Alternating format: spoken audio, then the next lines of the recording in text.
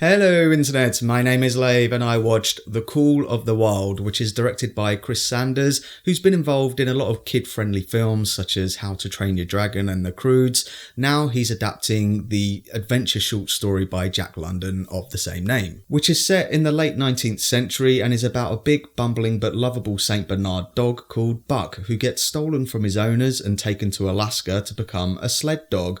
On his journey, he has a lot of adventures and close calls with Mother Nature, meeting new people along the way, including down on his luck John Thornton, played by Harrison Ford. Let's start there, shall we, with Harrison Ford, who actually narrates the film, and it instantly made me think of the original cut of Blade Runner. I mean, if you want a grumpy sounding old man who sounds like he's given up on life, you get Harrison Ford, but it kind of works in this movie because his character does have a tragic backstory and has kind of given up on his life and himself. So he is really good in the film. The only problem is he's not really in it that much until the end, which might disappoint some people. In fact, I was beginning to lose interest in the film until he gets properly involved in the narrative and Buck's life and they become kindred spirits. Before we even get there though, Buck has a lot of mishaps and meets a lot of other people along the way, like an Alaskan couple who are postmen delivering mail throughout Alaska, and there's a load of blink and you'll miss them cameos, like Karen Gillan is in the film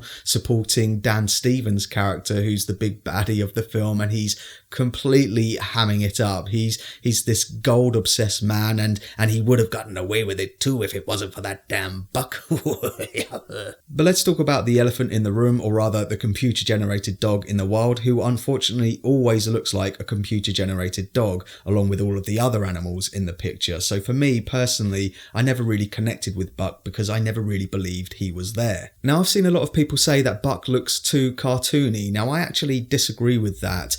He certainly does cartoony things in terms of his behaviour. He also does some human things, arguably too human things, but in terms of the way he looks, his shape, his form, his animation, his movement, his fur simulation, they're going for photoreal. It's just not up to par when compared to other benchmarks like Dawn of the Planet of the Apes or The Lion King.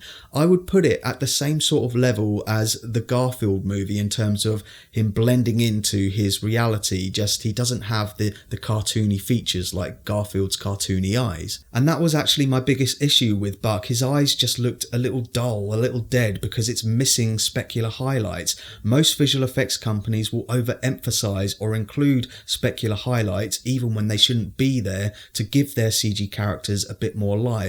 And Buck doesn't have that, so he doesn't look alive. Now, I can go on forever analysing and criticising the visual effects. I actually think there is some really good visual effects work in there, along with some absolutely stunning cinematography.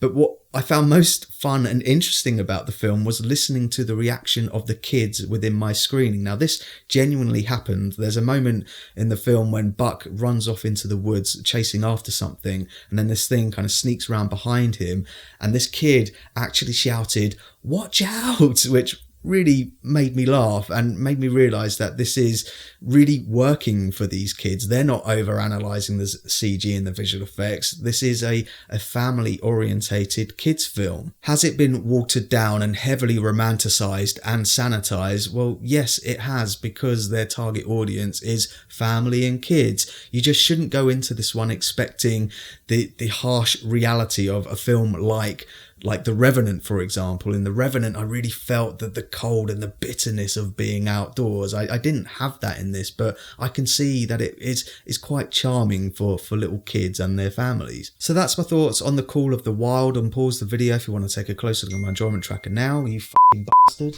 So that's my thoughts on The Call of the Wild, and pause the video if you want to take a closer look at my enjoyment tracker now. It's just the fact that they decided to use a CG dog for the entire film that kind of baffles me a little bit, because there are so many other examples of films just like this that have done it with real animals. I understand why they did it with CGI, because you don't want to put dogs and animals in any real danger, but that's what the CGI is for the stuff where you don't need it.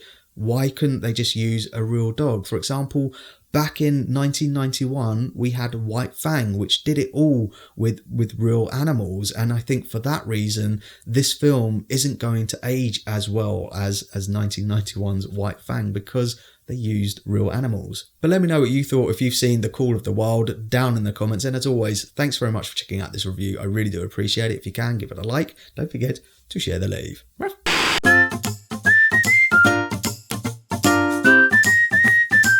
Subscribe.